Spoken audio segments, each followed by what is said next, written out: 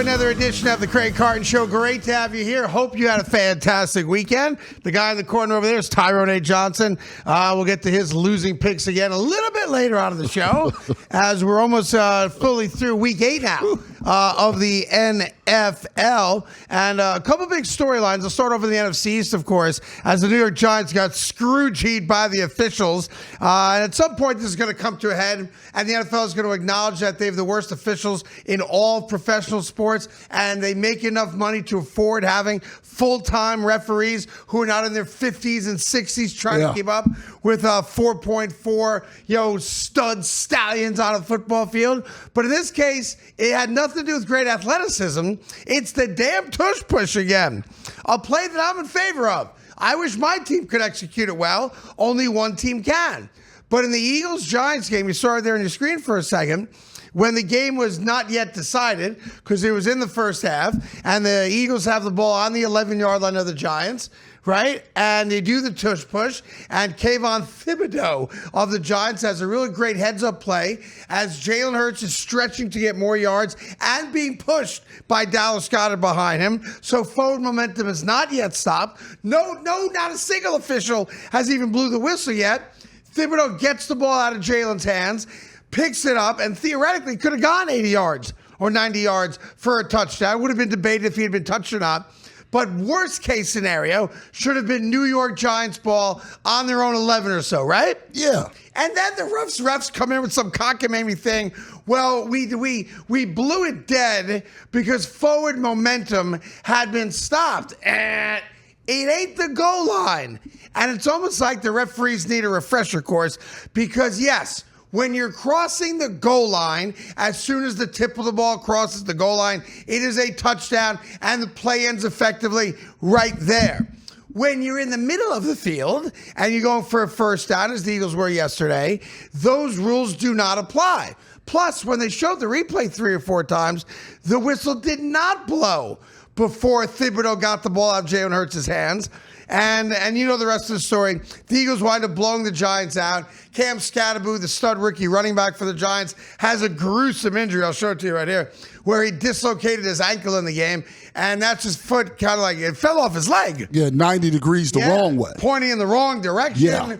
And he didn't seem all that bothered by it, amazingly enough. I guess adrenaline's a hell of a thing. It is. Like, we're looking at it going, oh, man. All right, show it to me again. Man. One more time. Oh, man. And then we're like, all right, I've seen it enough. But he was like, all right, put on the air cast and, take me into the locker room, and didn't seem in pain at all. No, he tried to get his teammates to help him up. And then his teammates saw it and was like, I'm not going near you. He literally pulled his hands back on the video. You could Dude's vomiting on the field. People are turned the wrong way. They're faced away from him. But look, I just want to do this quick thing because we've talked about the tush push enough. I know exactly what's going to happen. It's a guaranteed lock. This offseason, when the competition committee votes, they're going to outlaw the tush push. Yep. That is a guaranteed thing. They're only a few votes short last year, and it got passed through. It's going to be outlawed. But it's being outlawed for the wrong reason. If the NFL is now admitting and acknowledging, which it seems like they are, that their officials, guys making a couple $100,000 a year being an NFL official, are having a tough time officiating the play, the NFL's answer is, well, let's just eliminate the play. Right. When the right answer should be, why don't we find better officials who can properly officiate the play? But this is typical NFL hubris because the NFL never does anything wrong. They're perfect. Everyone else, we're just paupers living in their world. And that's not the solution. The solution to the fact that you have bad referees who cannot, for some reason, see an Eagle right guard jump before the snap, or in this case, don't blow a whistle, but because they forgot the rules of the sport that they're governing, decide, let's screw the Giants on this one. Not on purpose, of course, but that's the end result. Yeah. The Giants got screwed. The Giants got screwed on this call. And this wasn't like, did he foul him or didn't he foul him? This was, the dude is still being pushed forward. The whistle has not blown yet, and the ball comes loose. Ball was out. And then they tell Brian Dable, the head coach of the Giants, oh, sorry, coach, you can't even review it because he's like, let's get a review. And as soon as you see that Jalen is still being pushed forward and is stretching for the first down, then it's an obvious call. Should have been a fumble. Look, I'm not telling you the Eagles lose. They're going to win that game anyway. So did it have an impact on the game? It did, because it's a close game at that spot. Point, yeah. And then the Eagles ran away with it and just abused the Giants throughout the second half. And Jalen Hurts was fantastic again. And Saquon Barkley, of course, has his best game this year. But that's not the point. So when those of you who don't like when we talk about the officials go, oh, so one bad call in a 30-point route is going to make a difference? The answer is it might. I don't think it would have. I'll agree with that. But you just don't know. Teams play differently when it's a close game as opposed to when they've got a big lead or if you have a big deficit. So just because the game then went the way it went does not mean that that's not a pivotal play. Giants get the ball back. What if they go score a touchdown? They take the lead, right? So the reality is this. We all know that Tush Push is going to disappear after this year. It is. But it'd be nice once in a while for the NFL to come out and say, our guys screwed up. You know, one of the things I like about the NBA, when they released the 2-minute report, and they acknowledge that in the final 2 minutes of every game, what the referees got right and what the referees got wrong. I like that because it's transparent. I know the NBA is having a tough time right now because of the stuff from last week, but I like the transparency of our referees got it wrong. We can't fix it for you, but we're going to at least acknowledge that what you saw with your own two eyes was accurate. Yeah. The NFL's got a hubris that doesn't allow for that. So instead, Kayvon Thibodeau's going to be fined for taking a shot after the game at the referees. I'm sure Dable's going to be fined at some point because he's going to say bad things about the refs. But the reality is this. If you don't have referees that can properly officiate what I think is the easiest play in the world to officiate, because it all happens within about a 3-yard amount of dirt, right? Yeah. Then go find officials who can. Like, I'm not asking that much. I don't think NFL fans are asking for that much. And as I say that, the NFL has a different problem on its hands after yesterday's action. And you got one game left tonight. Kansas City is like a 12-point favorite against Washington. No Jaden Daniels, of course, for the Commodores. So you assume Kansas City with a relatively easy win, and their offense looks red hot. So that's the expectation, right? Of all the games that were played, including Thursday night's game, through yesterday, and this is a problem the NFL's now got, there was only one game yesterday that was not a blowout. Every game but one, including Thursday, was a double-digit point win for the team that won. Every single game but one. That's a problem.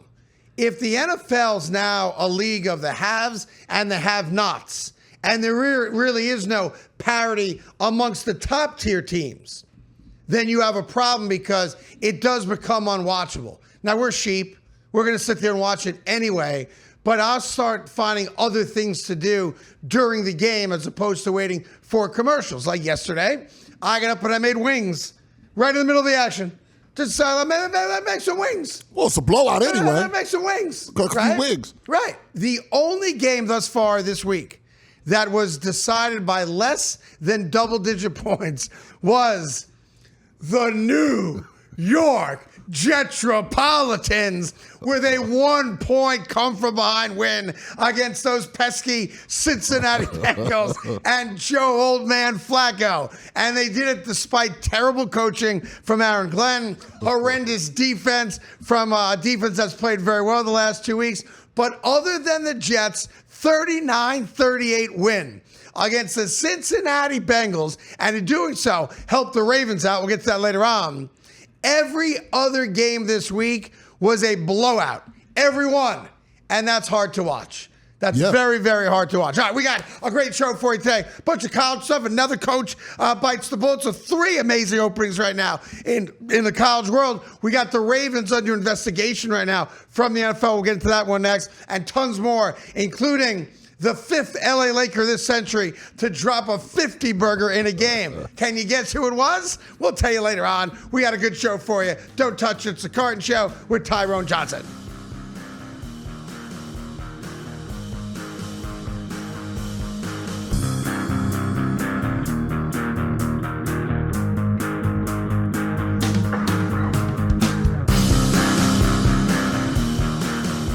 right, welcome back to the Craig Carton Show. Tyrone Johnson here as well. Well, I have to say it. I get no joy out of saying it, but I do have to say it. Hell hath frozen over, ladies and gentlemen. How? Mark down the date. What's today, October 27th? Yeah. That's right, October 27th, Monday. Hell hath frozen over because I'm now in lockstep with everybody else. I have finally left my perch as the sole voice of reason in the great city of Cleveland, Ohio. It is time.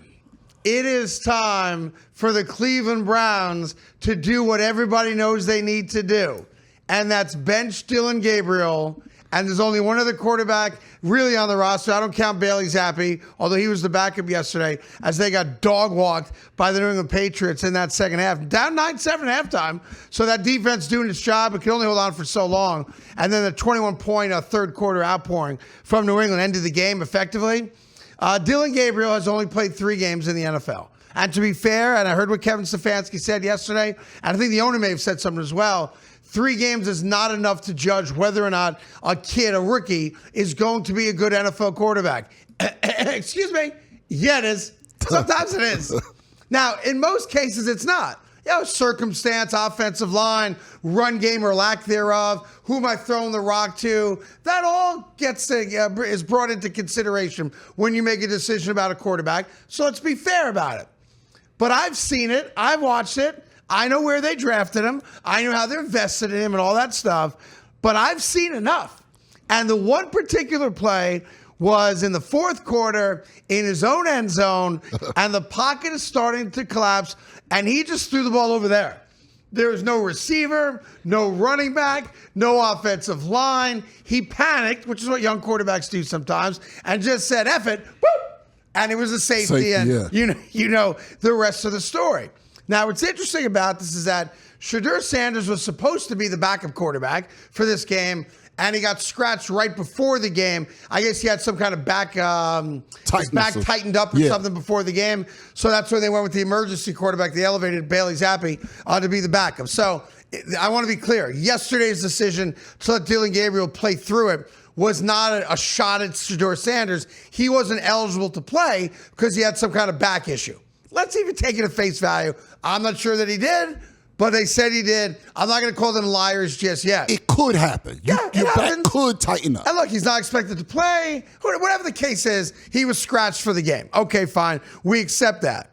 But I've watched football for a very, very long time, as you have, and everyone watching this show, as all y'all have as well. Right now, in the moment, Dillon Gabriel can't play. And now you're losing the locker room. Myles Garrett had 5 sacks yesterday alone, team record, and he's the most dominant defensive player in the sport, and he's thrown his helmet all over the place, and he's all ticked off because the offense doesn't give them a chance. As good as that defense is and stays on the field as long as they do, the offense doesn't give them a chance. You can't average single-digit points week after week and win football games in the NFL. Now, quick aside on Myles Garrett, look, you made a decision. You said before you signed the big contract, I'd never said I wanted to go from Cleveland right to Canton. I'd like to play for a team with a chance to win, and we all respected that. You're a great player.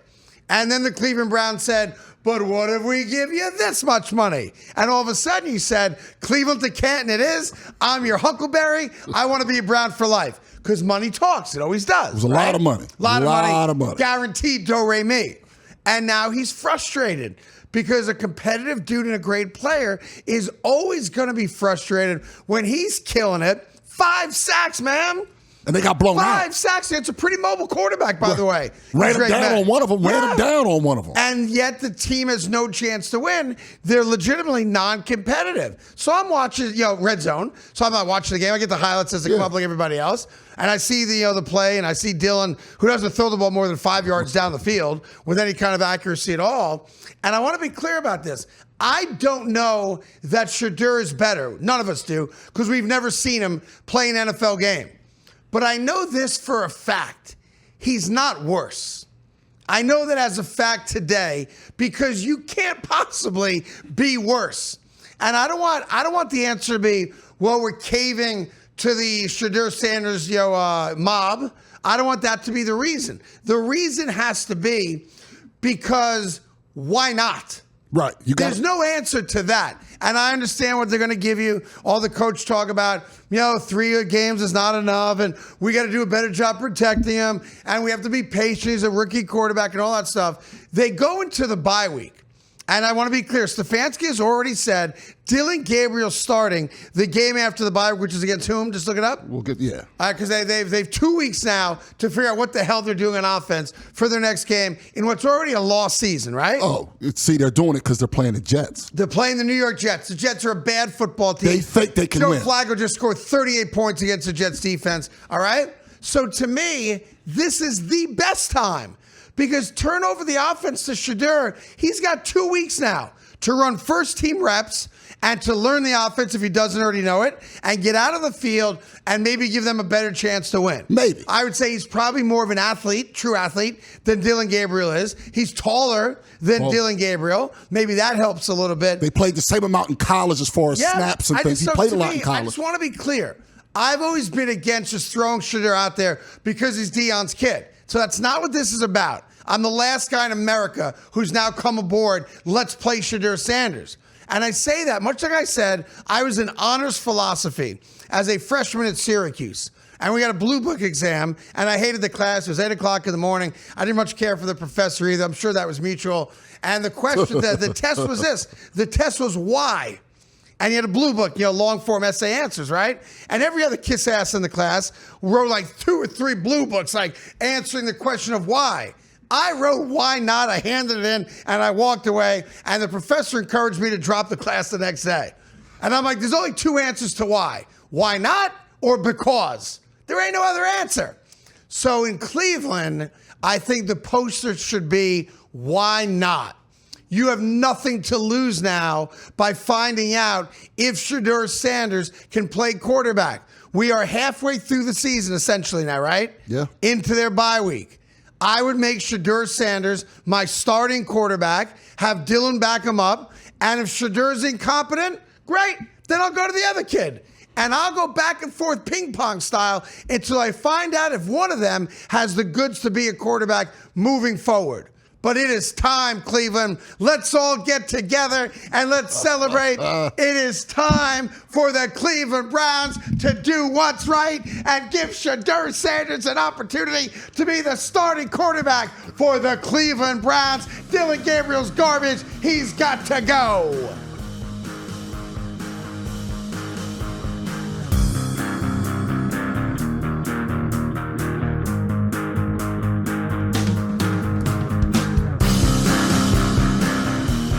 Hi, welcome back to the Craig Carton Show. Tyrone's still beside himself that I've advocated for the starting of Shedeur Sanders. But you'll come around. No. I'm shocked you went there. You'll come around. I'm shocked you went there. It's okay. It is time after the bye. You were correct. Yeah, I'm correct on it. I always get it right. Sometimes I need a little extra time. I always get it right. Hey, real quick, the Baltimore Ravens are in an interesting spot. They were favored by essentially a touchdown when we got word that Lamar Jackson was a quote-unquote full participant at practice before their game against the Chicago Bears, and they beat him by a couple touchdowns. So if you laid the touchdown, you win. So this is not about you got screwed based on your bet, but a lot of people that put money on the Ravens before the game were very concerned because the spread came all the way down to 2 points because Lamar Jackson didn't play. He was scratched from the game, and Huntley was their starting quarterback because Cooper Rush has been terrible for them. And then, of course, because of the gambling scandal in the NBA, everyone starts going bat poop crazy about, well, wait a minute, what's going on here? That's not right. So let me just walk you through real quick. The reason NFL teams are forced to put out injury reports midweek is specifically for gamblers. That's the NFL being in bed with the gambling community. They want you to make the most well-informed wager. And that goes back even before the legalization state to state to state for online wagering. We're a couple decades into this. Yeah. That's why they used to do weather reports on Fridays to give gamblers an edge, that kind of stuff, right? So, it didn't affect the outcome if you bet on Baltimore. They covered the number anyway. But it now creates an issue because everyone's so sensitive to the allegations of, guys cheating or teams, negatively impacting the outcome of games without the public knowing about it. So the NFL said, we are going to investigate the Baltimore Ravens because how did Lamar Jackson go from a full participant during the week to late Saturday being a possible scratch? And of course, Sunday morning, we wake up to the fact that he's not going to play. because everyone that made the wager laying about a touchdown was like, this isn't fair. This isn't right. I want to get my money back. Well, you can't get your money back when that happens. So good for you. You covered anyway. So all the yelling was for nothing. But it shows you that there's a bigger problem here, and people are now very sensitive to how the NFL controls information. Here's the interesting part of this, though.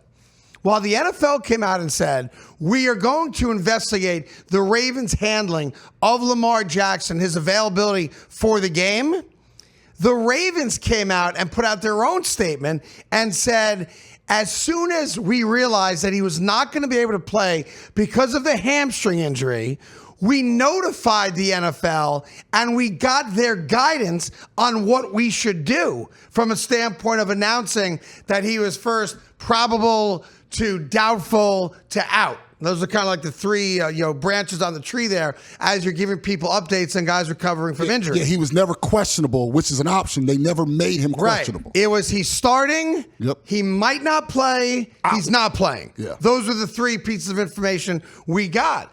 So the Ravens did something very interesting. They flipped this and put it back on the NFL. Good. They said before we announced anything, we reached out to the NFL, and their words, not mine, we called the league office to get their guidance on what to do. And here's the story. Lamar Jackson's been dealing with a bad hamstring.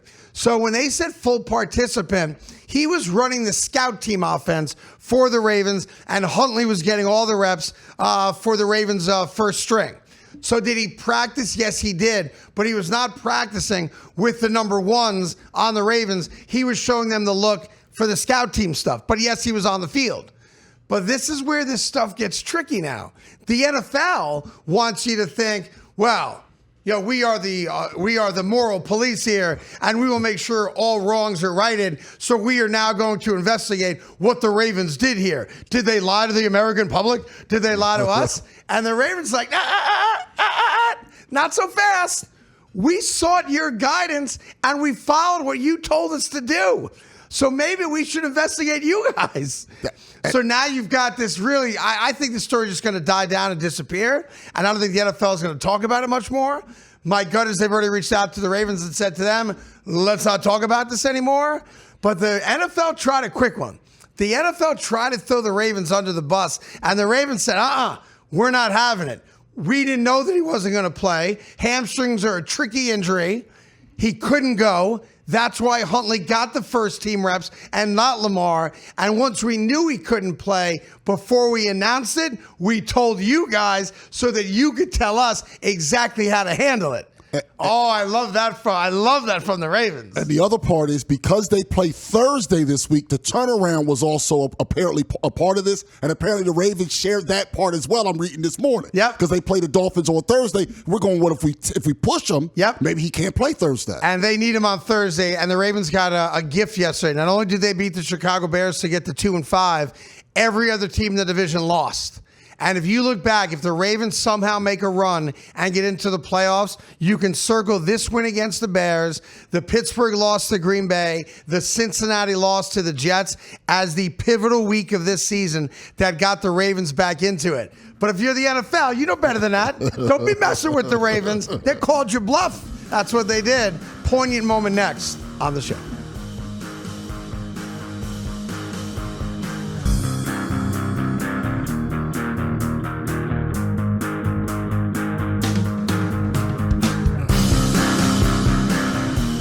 Hi, welcome back to the Craig Carton Show. Tyrone Johnson here as well. Most of us woke up yesterday to the sad news that New York Jet legend and personal friend of mine and of the show and many other people in my life, Nick Mangold passed away after a brave fight with a kidney disease. He came out a few weeks ago, as you may remember, we talked about it on the show, saying that he was in desperate need of a kidney donation. Unfortunately, that never happened, and he passed away yesterday. And the NFL world mourning his loss, of course, the Jet Nation mourning his loss. I was proud to call him a friend, not very close friends, but a friend for sure. When I had my show on FS1, he was a frequent guest on it and always came with a smile on his face and always lit up every room that I was ever in that he walked into. And I thought it'd be important today that we just remember him beyond me just saying what a great guy he was. So also a dear friend of mine and a former teammate and friend of Nick, Willie Colon, joins us this morning. Willie, how are you, pal? I'm holding, man. Obviously a tough day. It's been a tough 48 hours. So just holding on. You played with Nick. When you heard the news yesterday morning, like the rest of us did, I'm sure like a lot of people, tons of thoughts started kind of circulating through your brain of memories you had with him. Do you mind sharing one or two that stood out with us? I'm trying to think about the ones I could share. It was, the thing about Nick, man, and I think you hit it right on the head, Carton. He was a guy that always welcomed you with a hug and a smile and full of love. And I think when I got to the Jets, man, I was very much wrapped around the identity, and my allegiance was to the Pittsburgh Steelers and everything that I had accomplished there in Pittsburgh. When I got to New York, man, the locker room was kind of gutted a little bit. Revis had left. It was only Cromartie and David Harris and Calvin Pace, but the good chunk of the guys who were making the AFC runs were gone. And, Nick was the guy who came to me, was like, hey, man, I know who you are. I know what you can do. We need you. And he just cleared a way for me. And he was a guy who opened up his house, his family, and his world to me. And, man, and, obviously we didn't have a lot of success or the success we thought we were going to have together. But he was just an awesome dude, man. And when I was going through my injury battles, he just leaned on me. He was a guy who, how it is, Craig, when you're an old wily vet and it's hard to get off the training table, you just need somebody to talk to you. He was always a guy that, sit next to me, and we would laugh and joke, and we had a lot of battles in the trenches together. And we took a lot of pride in our job, and he was the face of the Jets, man, for sure. Were you aware prior to him announcing it a few weeks ago that he was dealing with this issue with his kidney? Because he'd said, prior to passing, that he knew this day was going to come. Like, he was well aware, I guess the medical staff at some point in his life, whether it was as a young man or even when he got to the NFL, he knew that he had this issue and at some point he was going to need a new kidney. But I wondered if he shared that with teammates and friends. He didn't. And, that's the hardest thing about his passing. I talked to him roughly about a week ago. I got off air and was on my way home, stuck in traffic, and I was like, man, let me call him. I got some time. And the first thing out of my mouth, I was like, dude, if I knew you had this, man, because we were booze buddies. He loved his bourbon and whiskey, and I loved my tequila and vodka. And we had a lot of late nights and a lot of, because we lost a lot. We spent a lot of time on the plane crying and drinking together. So first thing in my mouth said, dog, if I knew you would have had this type of condition, I would have never passed the bottle to you. I would have did more. And I think that's what a lot of guys are kind of dealing with right now. There is a sense of guilt. I feel because, we as ball players, we pour our tears into a bottle. And if I knew he would have had this type of condition, I would have been way more sensitive and just been better about it and try to protect him a little bit. It's funny. I remember talking to him about my son playing college football. And, when we were talking about it, I didn't realize that Nick and I lived about 25 minutes apart from each other in Morris County, New Jersey. Right. And my son's high school team, where at the time he was playing quarterback, was playing against the local high school that Nick later on, I think, became a volunteer coach in the last couple of years to teach kids how to play offensive line, et cetera. And I remember Nick calling me and he goes, "Where are you?" And I go, "I'm driving home from the game. Madison beat, Mendham, my son's school." And he goes, "What do you mean you're driving home? You know where I live." He goes, "You didn't stop by for a drink?" He goes, plus Nick had a barbecue sauce company, all right? Yes. And it didn't do well, right? He didn't make money on it. And he had cases and cases and cases of barbecue sauce in his garage. And I said, I didn't realize I was invited to come over. He goes, "Man, you're family. You're in my town and you don't come to my house?" And then he goes, "Plus, I got to unload a couple cases of sauce." And that's how he was. There's always a smile, always a joke to be told. And it's just, it's weird because we did something on the show a week and a half ago when he first announced that, he was in need of an organ donation. And then to wake up yesterday where it was 10 days. And at 41 years old with 4 beautiful kids and a wife, left behind, it was a shock. Even though we knew he was in trouble health-wise, it came as a complete shock to me. And I assume for you and the guys that you've spoken to over the last 24 hours, it's probably the same, yeah? Yeah, I think that's the biggest thing. A lot of people who have reached out and kind of want to kind of get a temperature check on him. When I talked to him, he was in good spirits. Nobody thought this thing was on his last lap. When I talked to Nick, he made it seem like, man, there's a plan, there's a blueprint. We just got to execute, and all will be well. I mean, I hung up the phone feeling like he was in good hands. The family was in good hands. The doctors, everybody that was involved in this process was optimistic and confident that Nick was going to pull through this. I don't think anybody that had talked to him prior to him passing felt like he was on his way out the door. And I think that's what's the most shocking part about it, because I felt confident. I told him, because he was going to dialysis 3 times a week, and Tuesdays and Thursdays was his days off, and I was going to take either Tuesday and Thursday and kind of bum rush him. And I asked permission. I was like, hey, man, I want to get a couple of guys together, and we just want to be around you, put our arms around you. He was like, man, I would appreciate that. And I said, all right, we're going to come in hot. We're bringing pizza. We were just joking, having guys. And he started laughing, and I felt good. And I was going to go see him, and yeah. So. Yeah, no, I feel your pain. We all feel. Everyone that ever knew him or saw him, I think feels the same way. I've always thought that he was a Hall of Fame offensive lineman. He was great. I feel that way even more now. And passing away shouldn't be the reason you get in, obviously, but he was well deserving of it as well. He's in the New York Jets Ring of Honor, well deserved. I'm glad his family, you got to see that and enjoy that moment. And in typical Nick Mangold fashion, after speaking to the 80,000 Jet faithful there, many of whom went only because he was getting in that day in another lousy Jet season, he took a Bud Light out of his back pocket. He's wearing jeans, and somehow he had a Bud Light in his back jean pocket, and he took it out and cracked it open and said, I want to thank the fans, and I want to have a drink with all of you, and this one's for you. And those are the moments, obviously, I remember. I know you feel, you had a special connection having played similar position as him.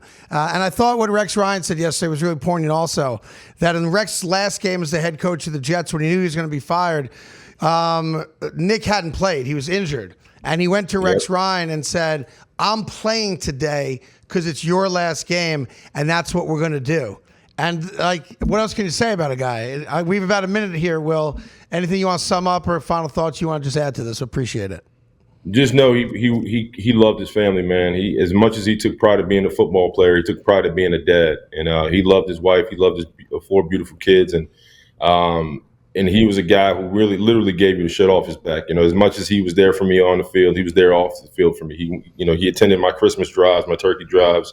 And he was just a guy's guy. And he loved his teammates. He loved being a Jet. For a guy that grew up 45 minutes out of Cincinnati, man, he wore the New York shield with pride. And he meant so much to me, not only as a ball player, but as a human being. I'm going to miss him to death. And I'll tell you one little final story. Willie and his wife have this amazing charity to raise money for lupus research. And I've been privileged to be a part of it the last couple of years, playing in the golf tournament that they have, and also having a comedy show to raise money so they can fund lupus research. And I'll never forget the last one we did together. All of a sudden, Nick Mangold just walks in, bought a ticket. Didn't tell anybody. Wow. We told him the event was happening, and he was going to try to come, and didn't tell us, and bought a $30 ticket and sat right there in the middle of the crowd with everybody else. Didn't want any special treatment. Willie, love you, buddy. Appreciate you. I'll talk to you later today. Thanks for coming on. All right, dude. Talk to you. More Carton Show coming up right after this.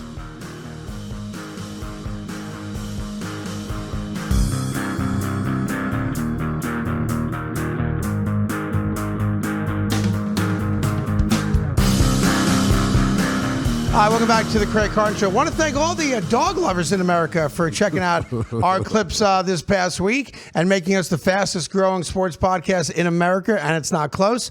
So thank you very much for watching. Appreciate all the kind comments I got this week as well. As I took my shot at Kirk Herbstreit forcing his dog on all of us. I know you want to jump in with the thought, Nick. Just one more thing. For everybody out there that may be interested in organ donation. Yeah. please, this is a reminder, and I did this because I lost a dear friend from literally second grade in 2023, Melissa McGuigan, rest in peace.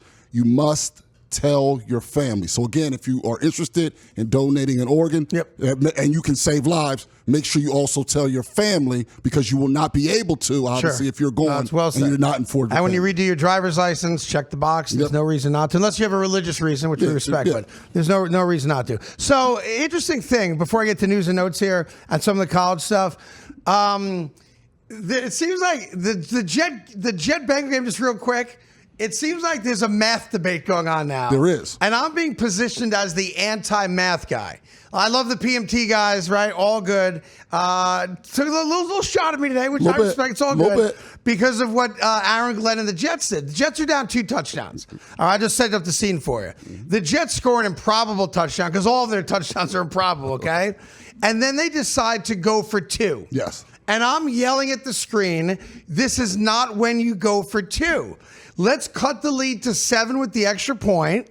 And then if you want to go for the win, if you're lucky enough to score another touchdown, then go for the win. All good. And of course, the New York Jets go for 2. I then tweet about it. Aaron Glenn is not a good, I misspelled good and said God, obviously you know what I meant there. It's not a good game day coach just yet, because this doesn't make sense. So now there's a battle. It's a fun battle, a respectful battle between, are you a math guy or not? I'm the greatest math guy of all time. Well, hold on. All right? There's no better guy with numbers than me. That being said, you don't go for 2 in my world, in my brain, until you have to go for 2. Now, the fact that the Jets got very lucky that the 2-point conversion counted, balls caught right on the goal line, you could have debated either way. Was he in, was he not in? Good for them. They get the benefit of the call, and the 2-point conversion counts. So instead of being a 7-point game, it's a 6-point game. They do score another touchdown. Extra point wins the game by 1, 39-38. That's how it played out.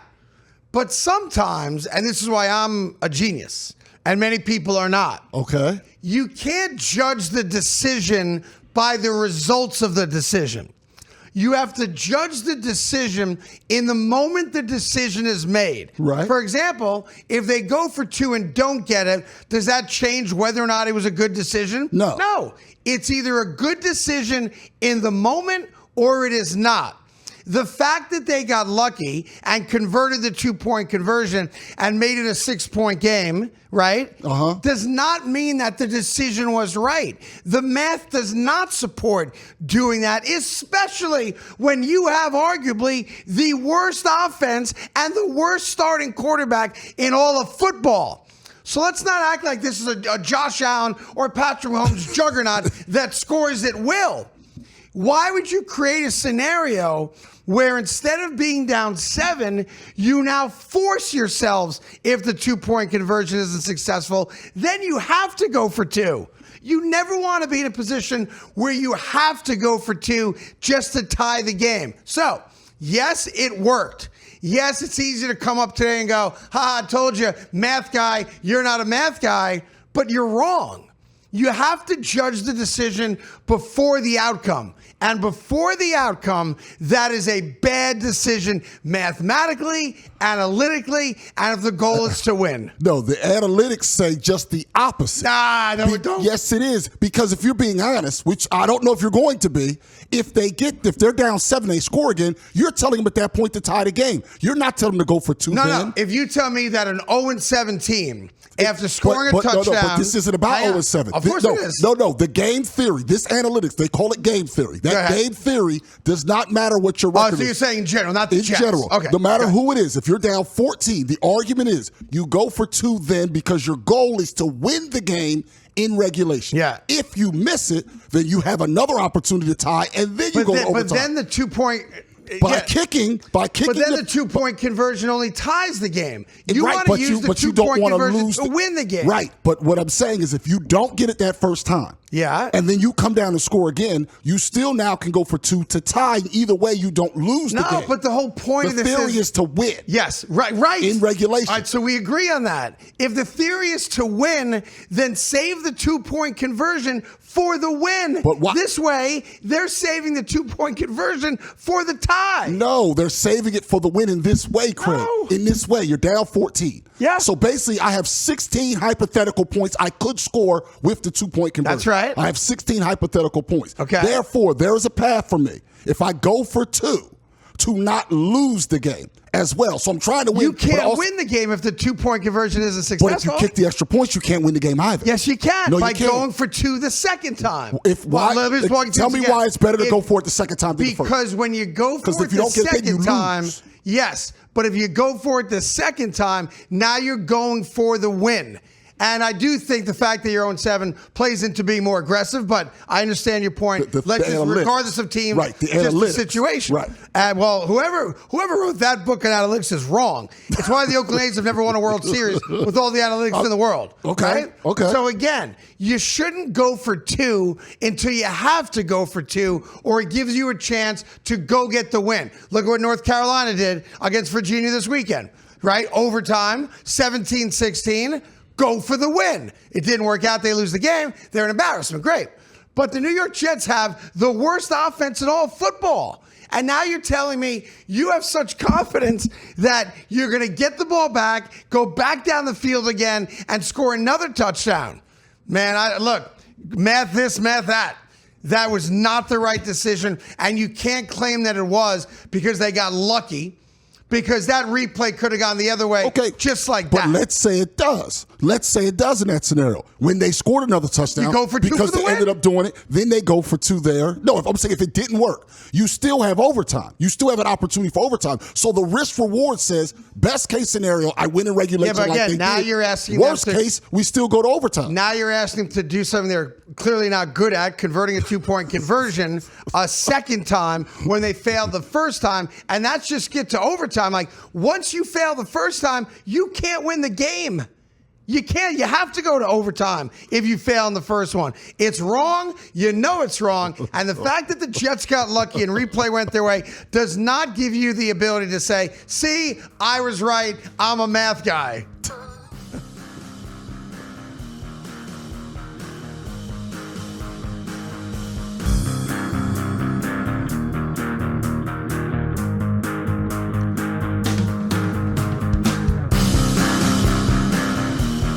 All right, welcome back to the Craig Carton Show. Some news and notes to wrap this puppy up. Tons of great stuff coming this week.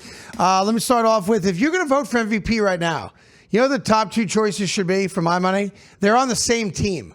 Daniel Jones, Indianapolis Colts quarterback, and Jonathan Taylor, Indianapolis Colts running back. That dude right now has 14 touchdowns, 12 rushing, 2 receiving right now, and is on pace for a 2,200 yard from scrimmage season. They're a damn good football team and did what good teams do to bad teams yesterday, a blowout win. Yep. But do not sleep. I know Saquon, if he didn't win it with a 2,000-yard season, how's a running back ever going to win MVP? That's a valid point. You know, Saquon had a better year than Josh Allen did, and he wasn't even in the running really for MVP. Do not sleep on Jonathan Taylor. Now, he'll lose votes to Jones, but that's a 2-headed monster right now. That offense is badass. So love out to the Indianapolis Colts and what Jonathan Taylor is doing. That's number 1. Number 2, do the Dallas Cowboys pay people to play defense? I don't think so. Just asking. All volunteer. Right? Yep. They made the Denver Broncos look like John Elway was quarterbacking.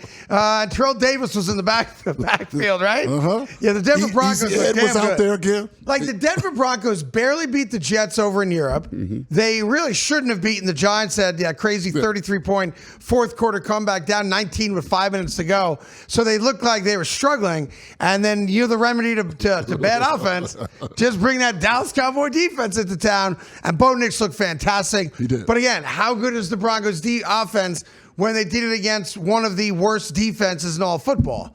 Dallas Cowboys are about a 500 team, and it'd be hard to expect them to be much more, yeah? And the crazy part is I'm looking at just how many points they've given up. The Titans are a terrible football team. They've given 20 points more up. They've given up more points than them. They're terrible defensively. Yeah, it's a bad defensive team. If only they had a guy that could get to the quarterback, but nah, they don't want that. I don't need that. Jalen Hurts, say what you want about Jalen Hurts. Again, stats yesterday were not crazy. He threw for less than 200 yards yesterday in their revenge win against the New York Giants. No Cam Scatterbo, obviously dislocates the ankle, et cetera, and some questionable officiating calls. Both ways, to be fair. When the Eagles tried that 60-whatever yard field goal, or 58-yard field goal, the whistle blew. That hit the post. The whistle blew. That's a dead ball. That's supposed to be dead ball re-kick. Yeah. They didn't need it, but Sirianni was right to be pissed about that. The Giants were right to be pissed, I thought, on the offensive pass interference call. Yeah. And, of course, on the Tush Push fumble, which went the Eagles' way.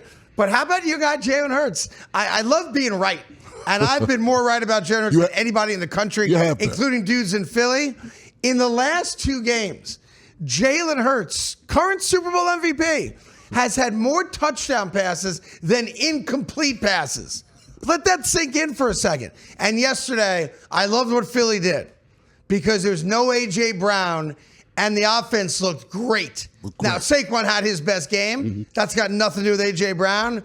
But that offense was like, oh, no A.J. Brown? We're good. We're good. We're good. We can win without him. Yeah, 4 I touchdown guarantee you A.J. Brown's back on the field after the bye week. Absolutely. Hamstring feels great. I'm ready to play. I don't know what you guys are talking about. I love There's it. no doubt that dude is back after seeing the Eagles flourish without him. And he's got the towel and the hood over his head. He must have been like, man, I guess I ought to come back. No, nothing this make is you not happy, a good look. And then college football. So Florida looking for a new coach. We know that. Penn State looking for a new coach. We know that. Yep. And now LSU, Brian Kelly, after 4 years there. Look, they've won a lot of games. Obviously, they don't have the championship. Only one SEC division title. Yet to make the playoffs and as well. have not been in the playoff to win it in the couple years, in the year that we've had the opportunity for it. Brian Kelly with the fake accent and all the other nonsense and these crazy press conferences. The boosters were like, we got $54 million to give him. Get him out.